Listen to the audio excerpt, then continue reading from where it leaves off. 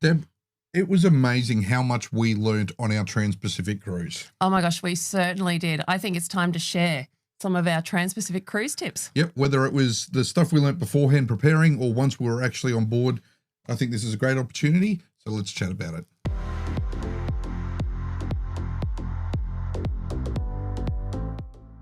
So you're thinking about maybe a Transpacific cruise or just a longer cruise in general, and maybe you've already booked one, and that's fantastic.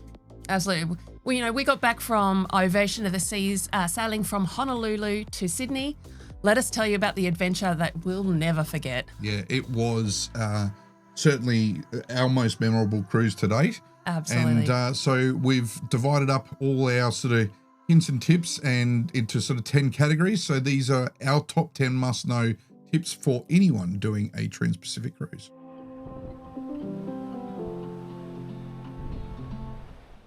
These cruises are so unique because you'll have long stretches at sea. So I think we had 6 straight up days at sea when we left Hawaii before we even reached Tahiti. Yeah, well, day 1 was embarkation day, right? Yeah. And then it was day 7 that we actually arrived in Papeete. Yeah, absolutely.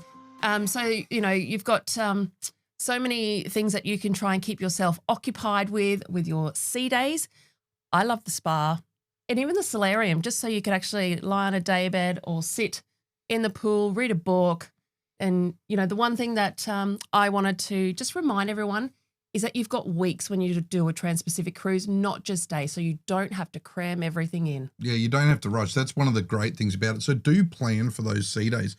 But those sea days do get broken up. There was some pretty cool activities that we had along the way. So we had, the crossing of the equator, the King Neptune story, and all that got acted out with the ship's crew up on the top deck. Yeah, and they had all different challenges, and they were before King Neptune's court, which was a heck of a lot of fun. It was so much fun. And that's on top of all your trivias, your game shows, your murder mystery events.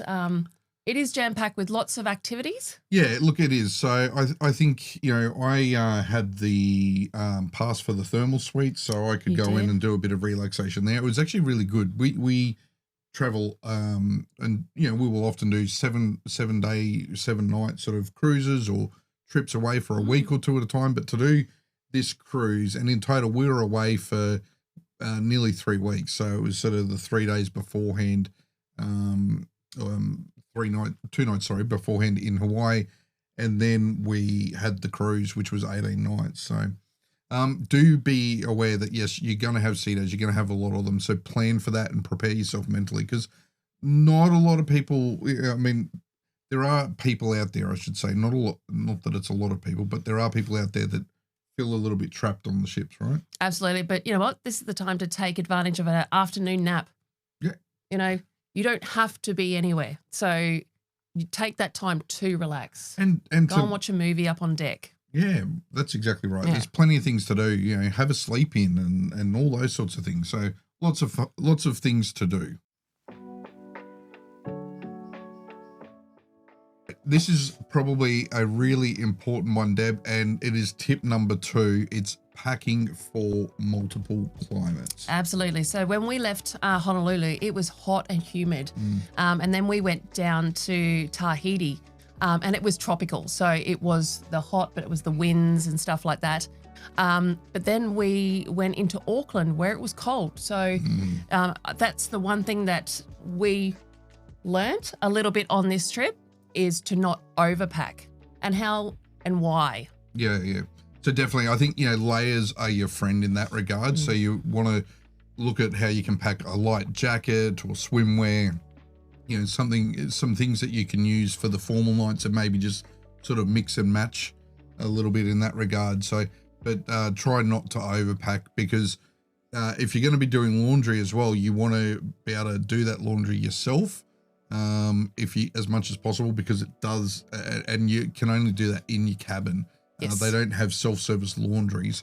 Otherwise, the laundry costs can be a little bit expensive. They can, but otherwise, Matt will link a video here to show you about what I do with my washing when I'm on board the Royal Caribbean ships in particular, where there is no laundry service.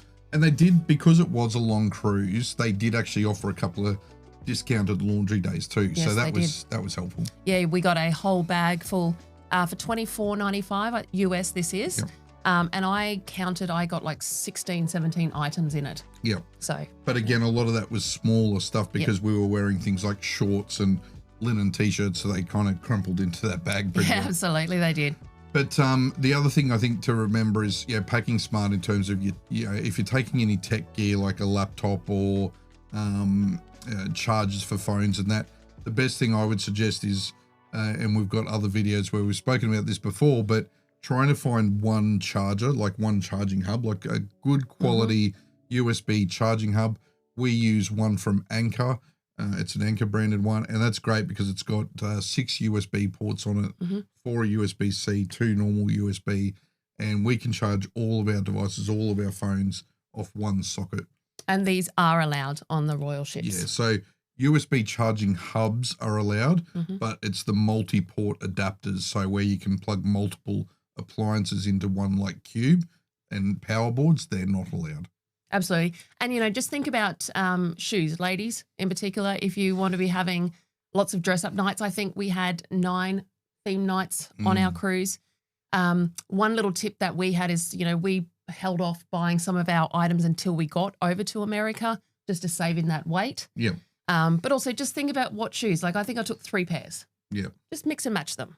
Yeah. And no one's going to look. and that's a really good point too, isn't it? Because think about if you're doing a Transpacific cruise, there's every likelihood that you are flying either to it or from it. So think about how you can reduce your weight. And for us, because we were sailing home, it was easier for us to, hold off on packing some stuff until we actually got to Hawaii. That made a huge difference. Toiletries in particular, because they can be heavy. Yeah, exactly. Yeah.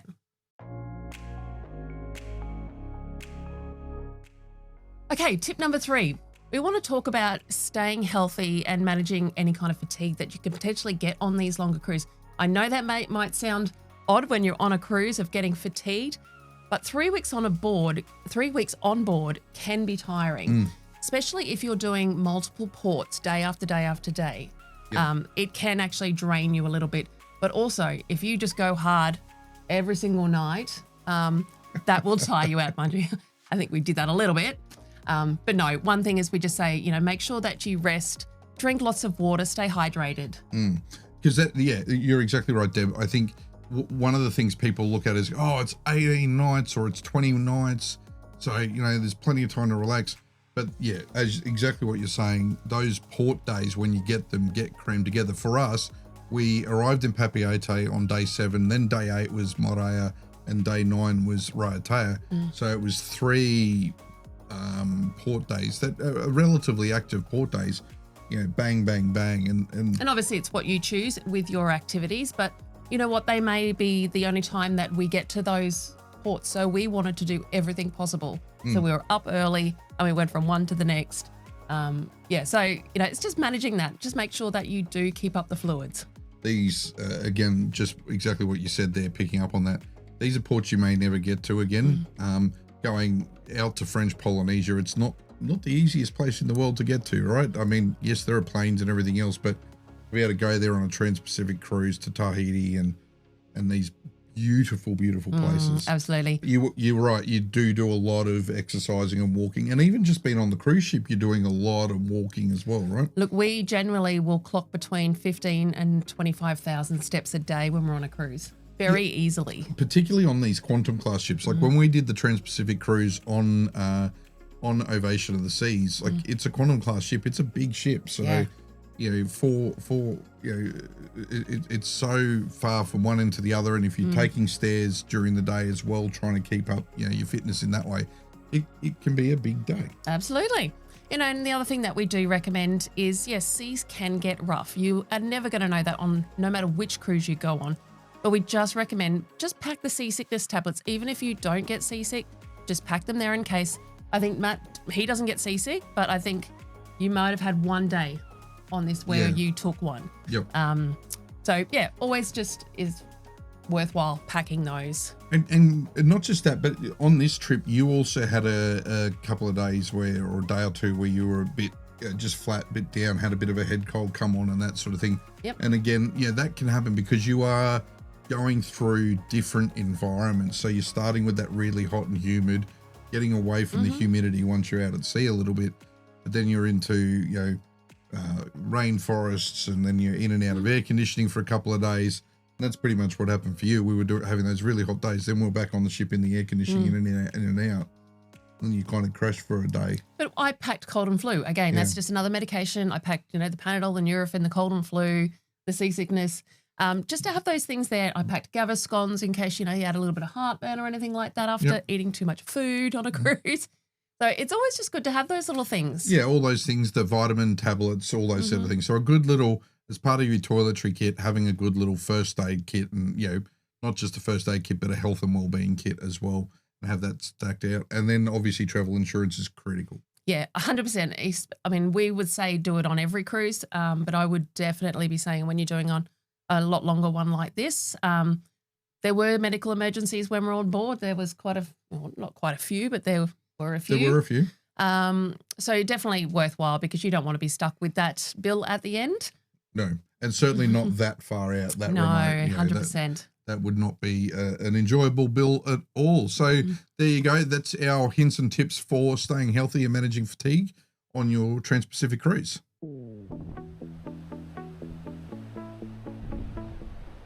You want to talk about specialty dining now as our tip number 4? Oh, absolutely. So when you're on board for 18 nights, you can think that the main dining room may get a little bit of repetitive.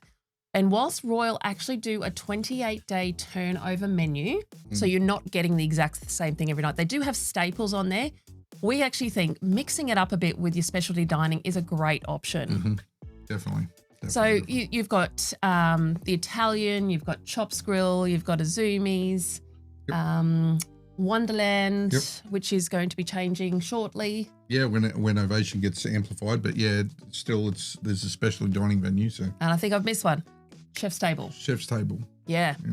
So anyway, we do highly recommend giving these specialty dining packages a go. Yeah, look, we made a bit of a decision on this because we were doing the Transpacific Cruise. We thought, well, it's pretty much 3 weeks on board. So whilst we always enjoy the main dining room, this was kind of our special treat for this trip, for this cruise, was to actually do the specialty dining package. So we did the 5-night package. It came up on a good sale, so we were able to get it, and it averaged about $60 US per dining sitting. So that was a cracker price. We were happy with that, and because of that, we were able to go around and sort of every sort of third night or so is how we broke it up. We're able to go and do chops or do Jamie's or those sorts of things. Now with the Chef's Table, we had to pay a supplement on top of that, which that was okay. We knew that it was $50 for the wine. Yeah, but that was unlimited. Yeah. So we did have pairings of wine. Pairings of wine, yeah. Yes. So we did have to do that, but we knew that when we purchased the package. But yeah, look, we would say even if you don't want to do the 5-night package, even if you want to just do 1 or 2 of those, there is a 10 as well. And there is a 10. There's an unlimited. So is it right? Yeah, okay. Yeah. So you can choose a package, or you can just choose to go to one. You can pre-book it. You will save money pre-booking.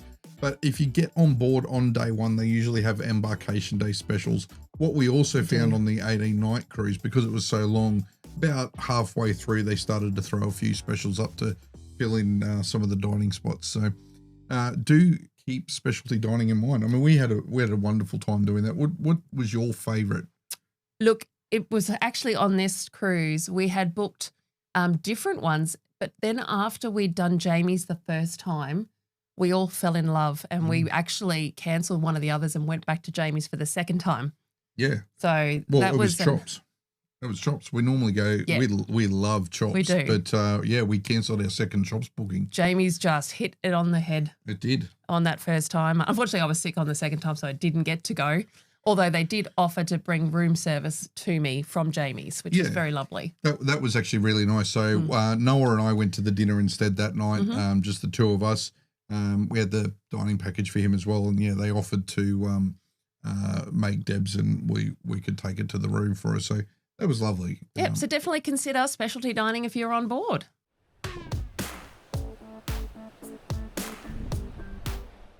All right. Tip number 5, we're going to talk about, having a budget for those extra things. 3 weeks is a long time, and the extras can start to add up. When you've got drinks packages, Wi-Fi's, excursions, it can get a bit pricey. Yeah, look, it can. So I think, again, first tip is keep an eye out on your cruise app or the cruise website before you cruise to see if any specials do come up. Yeah, get as much beforehand because that will be in Australian dollars as well. So once you get on board, everything is in US dollars and it might just be that little bit more expensive. Yeah, look, I think that's a really good point. So if you're watching this video and you're from Australia or for some other country, Royal Caribbean, as an example, their prices are in US dollars, as are a lot of cruise lines. So if you are planning for a Transpacific cruise, just check beforehand if you're booking beforehand, you can actually purchase in your own currency so that you know what the costs are up front. Yeah, good point. Not everyone's in Australia, Matt. No. So, yeah, look, I think that's really a really important thing. Now, some people will find that a drinks package is worth it for them. They will do the maths.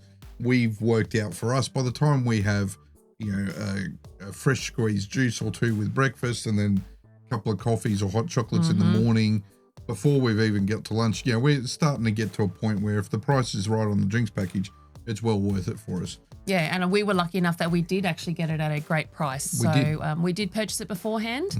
So that actually worked out a lot better for us when we added up what we would have spent without that. So again, we always talk about this great cruise calculator that you can go on and plug in what you would actually have during a cruise. Yeah. And it will calculate and give you an idea whether a drinks package is worth it or not. Yeah. So there are a few of those around. You can Google those. The other thing I think is just making sure as well, because it's not just the drinks, right? It's the Wi-Fi packages, it's the laundry, it's all those things, shore excursions.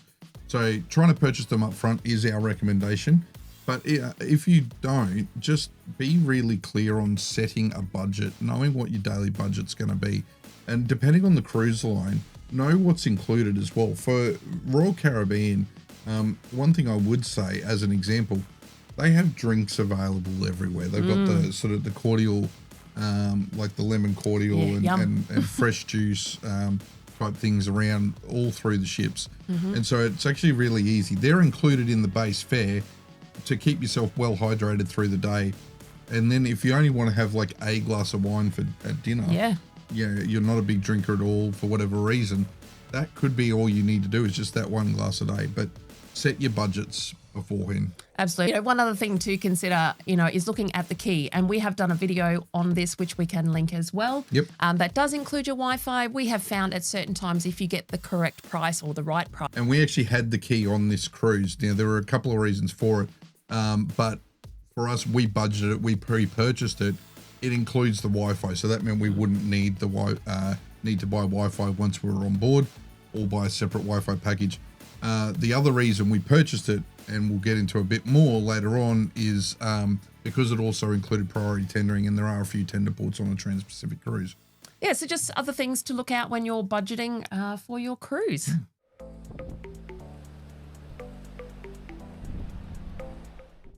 Deb, let's talk about tip 6, which is engaging with the onboard community. And this doesn't just start once you're on board, does it? No, absolutely. I mean, even before we got on our Transpacific cruise, there was a Facebook page that was set up.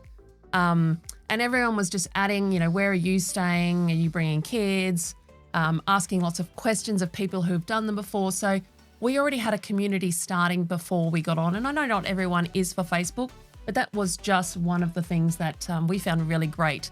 So we knew a few people leading into the cruise. Yeah, that digital icebreaker occurred through the Facebook group. And then once people were in Hawaii in the couple of days beforehand, There were a couple of meetups at some food courts and shopping centres and different things. Yeah. So people got to know each other. They also got to do some planning as well, because there were some great fun activities through that group that were organised, such as the pirate pub crawls. And that happened a couple of times through the cruise. And there were, people were setting up trivia teams to go and enjoy the trivia together. So it was. And a lot of solo cruises, were attending these as well. So they were actually finding some people to maybe go and hang out with and have dinners when they got on board. So they weren't completely solo once they got on board. Yeah, and it helps make the cruise feel special, doesn't it? You come away with friends from all over the world. We met some great people. Greg and Yolanda, for example. And the two Jens. And look, we did meet so many people who we are still talking to regularly as well. It's just fantastic. Just make sure that you reach out. Like, everyone was super friendly, I found, on the Transpacific, and was keen for a chat and a catch up. Where are you from? How long you been on? I mean, we were talking with people who'd been on there for 6 months. Yep, or were planning to be on there for 6 months. Some people were coming from the US and doing the full Australian cruise season, weren't they? So get involved, and whether it's going to at the trivias and getting to know the staff, like the entertainment crew and things like that as well. Yeah, that's actually, can I just pick up on that? That's a really great point. The amount the amount of time you actually spend on this ship means you actually build some really cool relationships with the staff. 100%. So there you go. That is probably one of our biggest and most important tips, I think, is engaging with that cruise community on board. You're going to have a great time doing that, and come away with friends. Yeah, you don't need to live in people's pockets, but it's just about saying hi.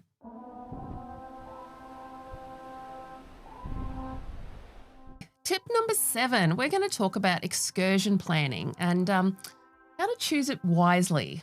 Matt, what's your first thoughts? How to choose wisely for excursion planning. Look, research, watching our videos. Watch our videos. Because we watched lots before we went on it. And there weren't a lot either. No. That was one of the big challenges, particularly for some of the more remote ports. There weren't a lot of videos. This is very true. Like places like Raiatea, for example, or Moorea, there just weren't a lot. So I think one of the key things straight up front, I would say, being that ports are limited on Transpacific cruises, it's really important you plan ahead. We had the key, part of the reason we got that is because we knew from looking at our cruise documentation that a number of those ports were tender ports. Yes. So Mooorea was a tender port, Raiatea was a tender port, Bay of Islands was a tender port. Correct. So the only ones where we didn't tender were Papeete and Auckland. That's correct. The first thing I would say for Tahiti, we thought it was the best thing that we did book something before we went. It wasn't as easy when you got there to do that, but in that it was quite expensive when you got there. Yeah, look, I mean, there were lots of options, weren't there, when we first got off the ship, but it was all there was a lot going on right when we first got off the ship. So we did and we wanted to go walking around and explore the town a little bit too. So that was a longer port. We were there until midnight. Yes, correct. So I think off the ship we could get off from like 8 a.m. But and there were plenty of vendors offering tours and things straight out the front. One of the big things though is that they were offering.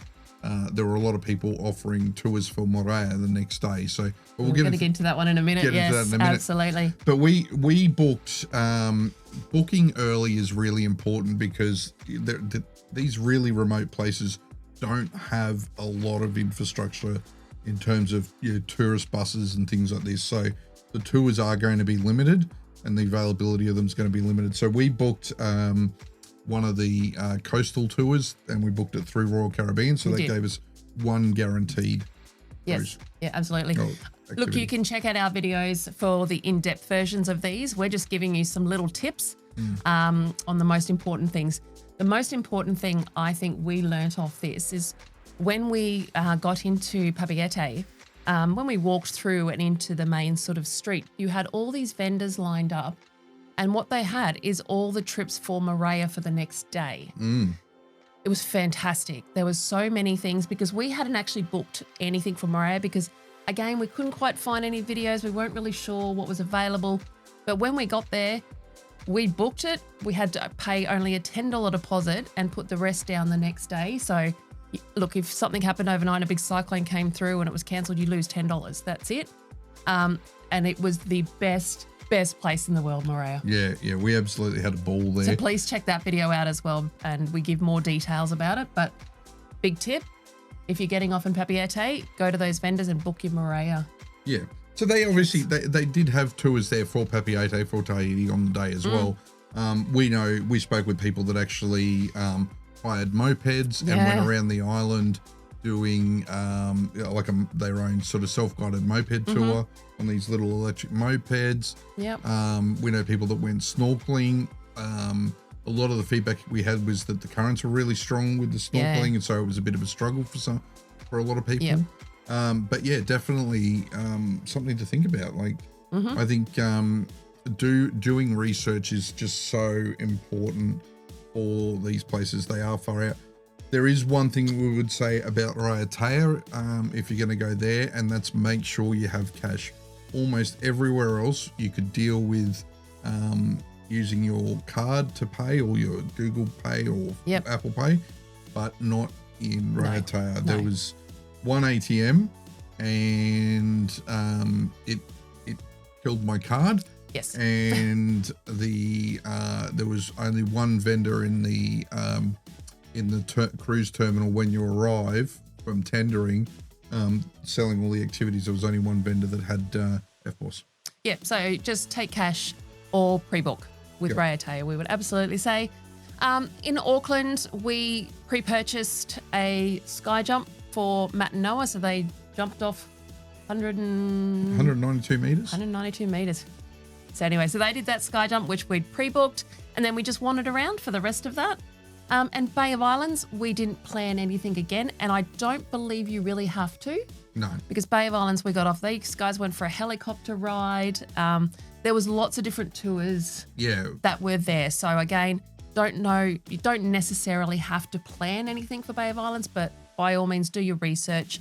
If you find any good deals, jump on them. Well, even Auckland, right? We just did the Sky Tower jump, and then we did the hop on hop off bus. So yes, I guess again, probably coming back to our packing point, making sure you've got a poncho or something that you can change into. We were on the top level of an open bus. Yep. And we had a very sudden downpour of rain, came out of nowhere, wasn't expected.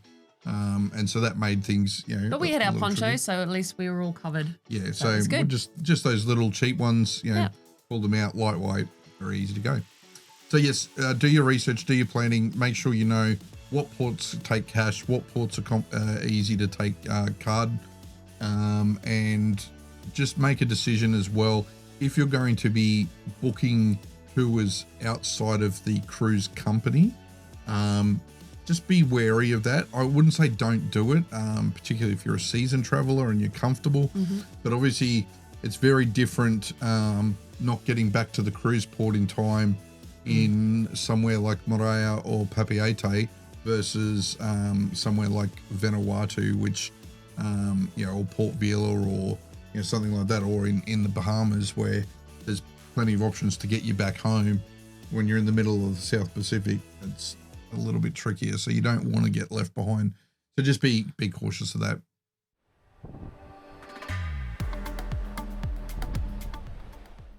Tip 8, entertainment and activity strategy. Okay, yes. When we were on Ovation, they had so much on every day.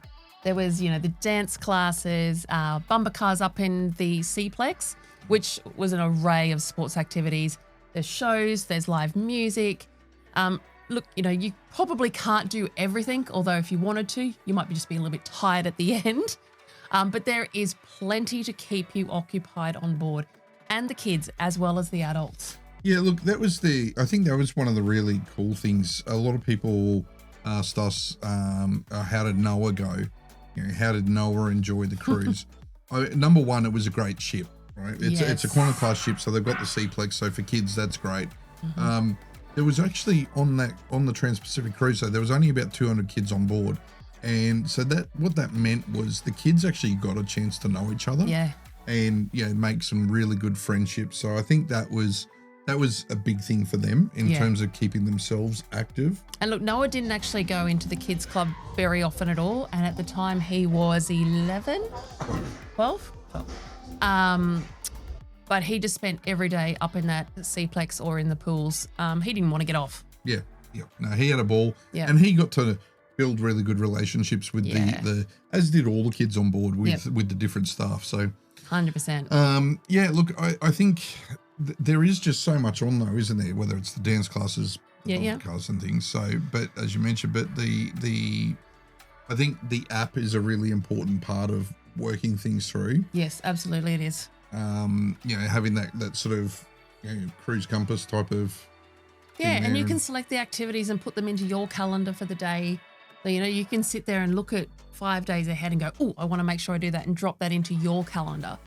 So then you get to day 5, you go, what was it that I wanted to do? Yeah, you already dropped it in there. Or if you book any of those specialty, whiskey classes or cocktail classes, whatever they'll all drop into your calendar as well. Yeah, that's exactly right. Yeah. So what I would say though is we also would request a printed copy of the itinerary. So we, if there was ever we're in a spot where there wasn't Wi-Fi, or if for Noah to carry because he was too young to have the app, he would have that. And I'm just an old tangible person. Yeah. I like getting my piece of paper out, and then you get your highlighter. And another tip, bring a highlighter.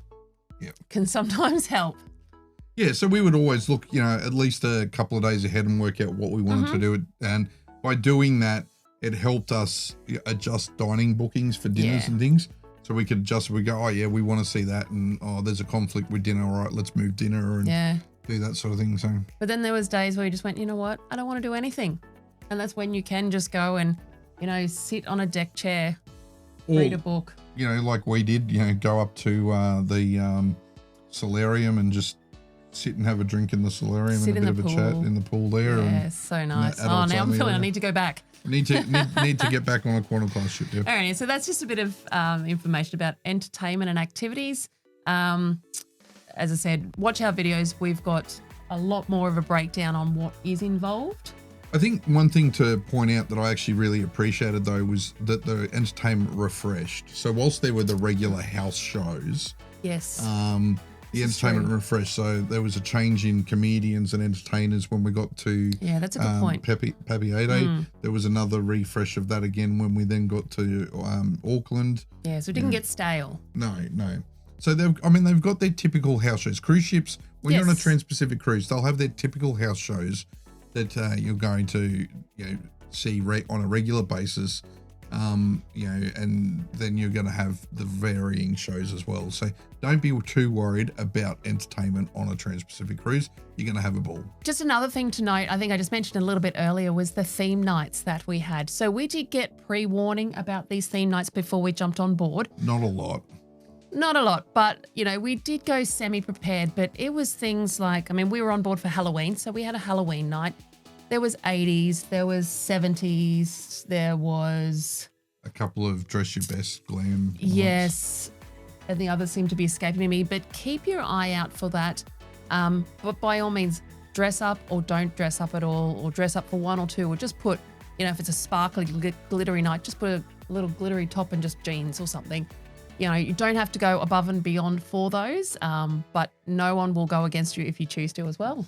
Yeah, look, from a guy's perspective, quite often, and I've worn this shirt, and you may have seen it in previous videos, I actually will wear this shirt with a bow tie, and I call that, cruise formal. So I always carry a bow tie in the cruise packing, just in case something comes up and we miss something in the itinerary or programming. But we also had other nights where, I would wear just a different shirt, and I'd put suspenders with it, or wear a jacket or not wear a jacket. So kind of just think about how you can vary the outfits or mix and match the outfits and the things you have without having to carry a full outfit for every event. Yeah, I think actually there was a rock and roll one, but we already had jeans, so we'd literally packed a bandana, something lightweight, easy, went in the suitcase. Yeah. So just thinking like that.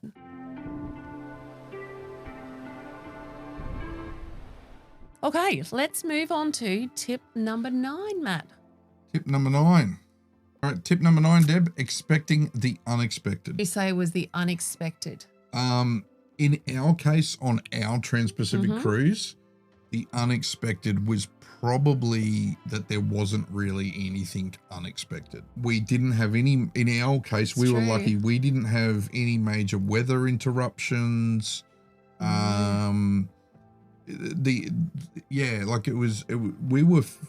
were quite fortunate, but we know others that in that same season had trouble, they had trouble in Auckland, had trouble in Bay Islands. In fact, when we were leaving the Bay of Islands, like we nearly got caught in the Bay of Islands because of the weather system coming through, and they actually started exiting the ship from the Bay of Islands, like it was under power, starting to move, and they still hadn't brought all the tender boats on yet because they just had to get moving. So all the passengers were back on board. But it actually took quite a bit for them to then actually be able to get all those tender boats back onto the ship. Yeah. So I'd say it would have been about an hour while they were trying to maneuver them around. That's right. Yeah, they were having to try and keep maneuvering the ship to block the wind to get the ships, get the tender boats loaded up. It was that was some big black clouds that were coming through that day. So I mean that is the one of the things that you've got to be prepared for is the unexpected weather.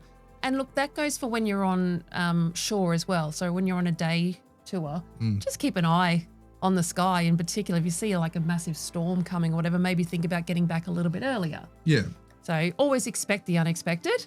Yeah, Auckland was probably another example of that for us, where with that rain that, it was supposed to be a good day, then suddenly it wasn't, so once it sort of looked like, this is going to possibly settle in or make things difficult, later on, we started just diverted our plans and made our way back to the cruise terminal a little bit earlier. And even when you're having that bad weather, when you're on board at your sea days, just embrace the indoor activities. And you're very lucky on these quantum class ships that you've got the indoor seaplex area plus all the other areas. So you can stay inside quite comfortably. Well, on that cruise for us on Ovation, that afternoon we got back, went and changed our clothes because we were a little bit wet, and then we're within half an hour upstairs in the seaplex roller skating. So that was very, very true. And look, the unexpected that can happen and does happen quite a bit is because of weather that ports get skipped, missed, they can't go into them, they can't attend. And I think that's where, when we were saying about booking shore tours with people who aren't potentially through the shipping company, making sure that there is a refund. That's policy. It. Refund policy for you to get your money back, because that happens. The weather is unpredictable. And it was actually one of the reasons why, for Raiatea in particular, we did not book anything in advance. Everything I had seen was it was a reasonably unreliable port to be able to get the big ships into. If you're on a smaller ship doing a Transpacific cruise, they tend to have a little bit more success, but those big quantum class ships, have a tendency to struggle. So we didn't book anything there. We then, struggled a little bit, but we did get to do tours. You did a tour, I did a tour. Absolutely. Which is, again, dealing with the unexpected. The tour you did turned into had a few unexpected moments in it. It did. We broke down in the middle. You had a boat breakdown. You got left behind. Yeah. Again, watch that video, the Raiatea one. It'll give you all the information. But I think what we're trying to say is be flexible. And if you go with the mindset that your ship is the destination, you'll never be disappointed. We always just think, that ship is where we're going for holidays, and the ports are the bonus. Yeah, they are. Obviously, very good bonus and what we want to go and do, but just don't get too upset if these things have to change, because they're only going to look after your safety. It is the nature of cruising. Yes, right? it is. The nature of cruising is you're subject to the weather and it's unpredictable. But there's also the other unexpected, right? Health issues can arise. We know that. We know people that had to get medevaced at various ports. And know that, some people have to get medevaced off the ship, so that can delay you getting to a port because they've got to wait for the helicopters to get in and things like that. So lots of unexpected. Yeah, there can be. And behaviour can be an issue as well. There were people exited in Papeete because there was from the ship because of some poor behaviour on board. So that created a bit of hassle for some people as well, because it was the whole family, because of one family member were exited from the ship. Yeah. So, things can happen. Be prepared for them. Take it as all part of the adventure. Absolutely.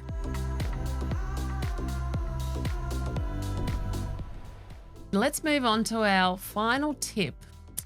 Tip number 10. Cherish the journey, not just the destination. Yeah, pretty much is what we were just saying, wasn't it? Yeah, I probably just jumped ahead a little bit because I thought it sort of tied off the last bit quite well. But I agree. Yes, the ship is the destination. The amount of sunsets we saw, you can see sunrises, like you can just sit there and breathe. Yeah. In that sea air. Just, I think for me, sitting at the buffet, like window side, like in the upstairs there, and you'd look out and unexpectedly you'd see like a flying fish jump out of the water or something, or in the mornings we would be at the back of the ship, sit there and what the wake view. I like to say, the wake view is the best view. And, we'd have our morning coffee for you, hot chocolate for me, and just, And then going for a walk. We would just go around the decks. Yeah. And just take it all in. It's just beautiful. Just endless serenity being at sea particularly on those really good weather days. But being able to get up and go and watch the sunrise or watch the sunset. Watch the moonrise, and seeing the stars those nights when you're out at sea. They're beautiful. You can find there's a few good spots where there's not too much ambient light on a cruise ship. So when you're out in the middle of the South Pacific and you look up and you can see the Milky Way, it's just stunning. Yeah. So, our final tip is to enjoy the whole experience. Yep. Not just the ports, the days in between, and everything in between. Yeah, definitely agree. So those are our top 10 must-know tips for a Transpacific cruise. And whether you're heading from Australia to Hawaii, or like we did and did Hawaii back to Australia, we really hope that these tips help you along the way and make you make the most of your cruise. Yeah, we really appreciate you watching this video.